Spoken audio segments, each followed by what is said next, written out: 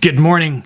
Welcome back to Inner Room and Bold Faith Bible as we continue our study of the book of John. This morning we have an amazing story of Jesus' interaction with his mother, something that's going to be an interesting confrontation between his mother and himself. He feels called to something, but his mother is asking him for help. We're going to see how Jesus responds to that. As we approach the inner room here, and we want to see and hear what God has to say to us this morning, I suggest and ask you to put all your cares and your concerns for this coming day aside. Let's focus in on what God has to say to us. Let's pray. Dear Heavenly Father, we first confess our sins and our failings to you.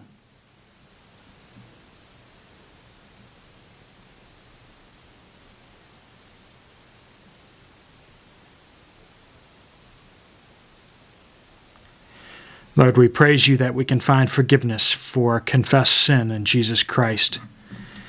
We pray, Lord, that you would open our eyes and hearts to hear what you have to say to us. We pray that you give us the strength to obey the things that you reveal to us. And Lord Jesus, we pray that you return quickly. We pray these things in Jesus' name. Amen. All right, folks, we are in John chapter 2. And we are looking at the wedding in Cana, verses 1 through 11. Let's read those together. On the third day, there was a wedding in Cana of Galilee, and the mother of Jesus was there. And we all know the mother of Jesus was Mary, right? And both Jesus and his disciples were invited to the wedding. When the wine ran out, the mother of Jesus said to him, "They have no wine." And Jesus said to her, "Woman," which is not disrespectful. In the language, it's a respectful title. "Woman, what does that have to do with us? My hour has not yet come." His mother said to the servants, "Whatever he says to you, do it." Now there were 6 stone water pots set there for the Jewish custom of purification, containing 20 or 30 gallons each. Jesus said to them, "Fill the water pots with water." So they filled them up to the brim. And he said to them, "Draw some out now and take it to the head waiter." So they took it to him. When the head waiter tasted the wine, which had become wine, he did not know where it came from, but the servants who had drawn the water knew. The head waiter called the bridegroom, or the husband, right? The groom, and said to him, "Every man serves the good wine first. When the people have drunk freely, then he serves the poorer wine, but you have kept the good wine until now." This beginning of his signs Jesus did in Cana of Galilee, and manifested his glory, and his disciples believed in him. So we see this story. Jesus has started calling his disciples to him, but he has not yet publicly revealed himself in a public ministry. He is waiting for the moment where God would have him to do that. He is living in subjection to God the Father. He will later say that he only does what the Father tells him to do. So here he is at a wedding, just as a normal person. His mother is there just as a normal person, but they run out of wine. And this is going to be a great shame, and it's going to bring great dishonor upon their family. So Mary, knowing just where to go to, she goes to Jesus asking for help. So we ask the question, what is this passage saying? It means the same thing today as it did 2,000 years ago. Every person, every time, it means the same thing, right? Now, we may latch on to different things that it says.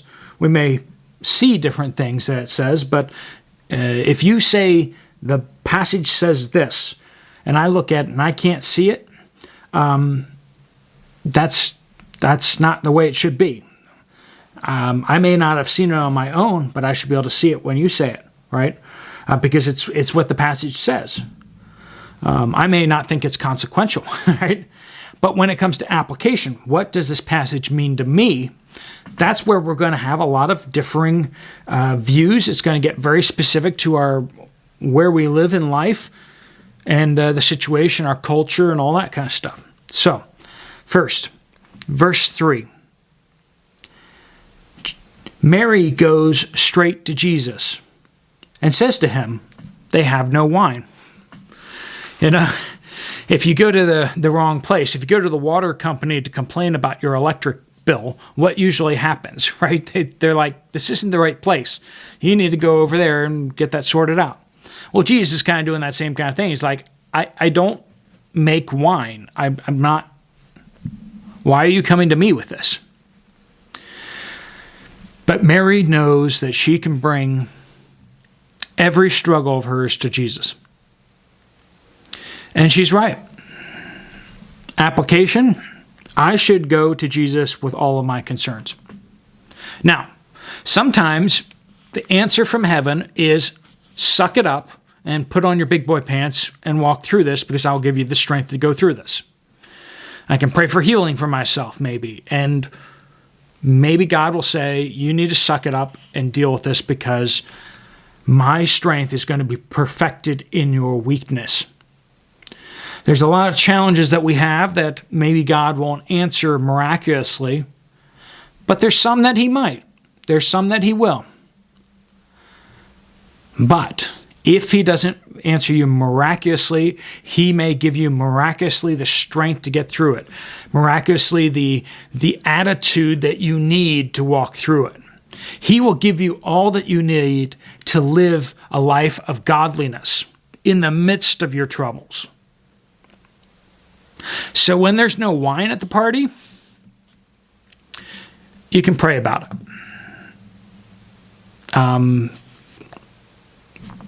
And then hop in a car and go to the store. You know what I mean? But in this situation, she couldn't, right? This is a situation that she could not resolve herself. So she brings him to Jesus. All right. In verse 4, point 2. And Jesus said to her, "Woman, what does that have to do with us? My hour has not yet come." Jesus had very clear picture of what his calling was, what his mission was. He was to bring salvation to all of humanity. He was to preach the good news to others and to make disciples before he left the earth. Does this fit in that category? Not really, right? But what we will say here is that Jesus clearly knew what his mission was. He knew what he was supposed to be doing. Application. I should be clear on God's mission and purpose for me. Now, maybe that's not like super clear in a lot of ways. Like maybe it's still hazy, like exactly how God wants to use you. Has God put people in your life? If yes, then the answer is God wants you to reach them for Jesus. Are they Christians? God wants you to reach them for Jesus, right?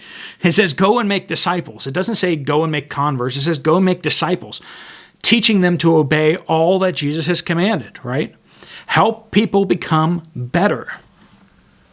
Not by manipulating them, but by loving them, right? By walking them through troubles, by praying for them when they don't know you're praying for them, right? That's what the inner room is all about. Us praying for people in secret.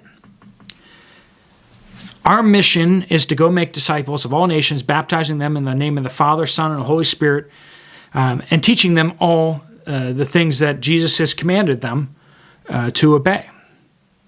And the promise is that Jesus will be with us until the end of the age, right? His Spirit will give us the power to do that. So Jesus knew his mission. Point 3, though. Verse 7 and onward.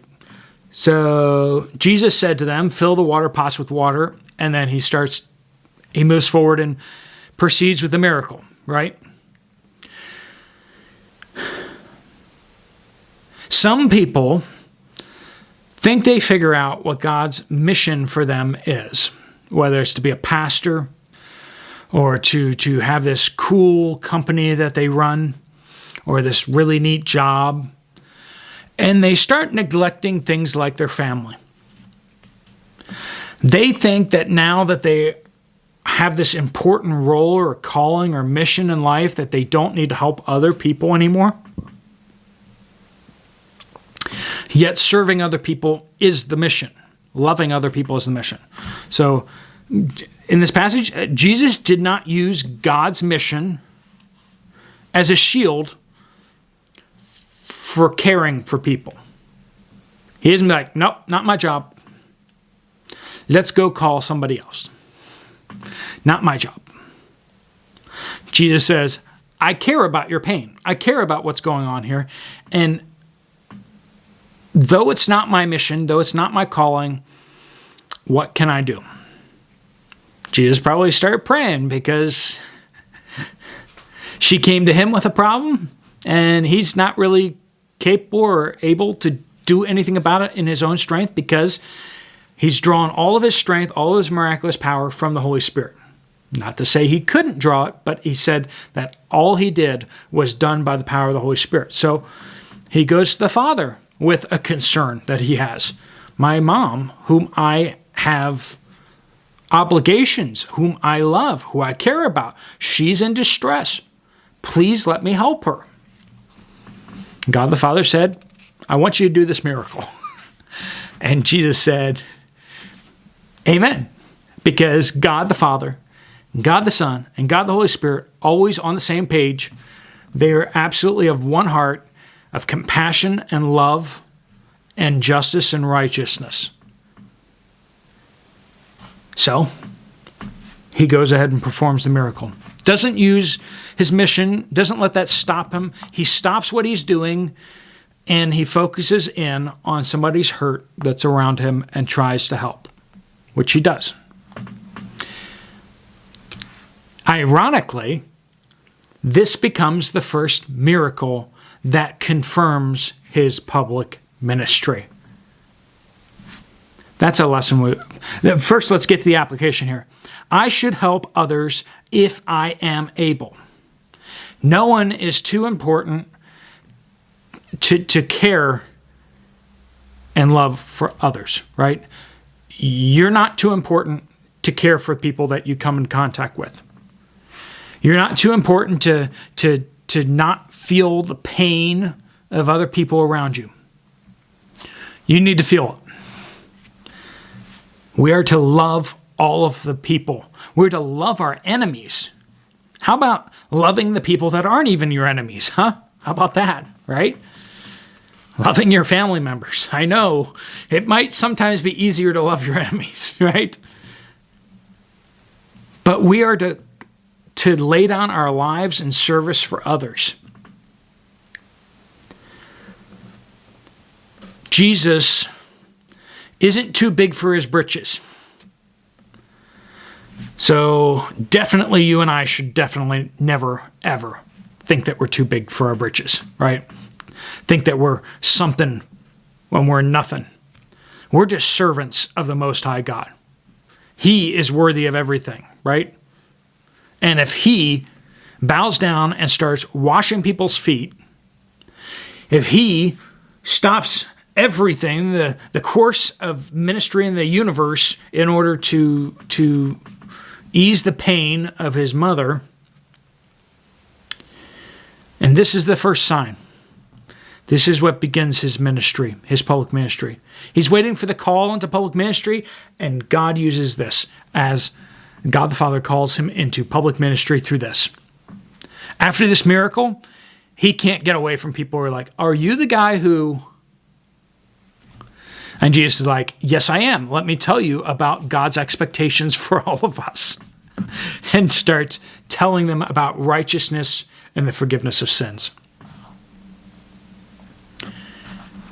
All right, folks, let's pray. And I'll let you get on to the things that God's calling you to do today. Lord God, I pray that in the midst of all of the things that we have to do today, that we would not be too busy to love other people, to care for other people.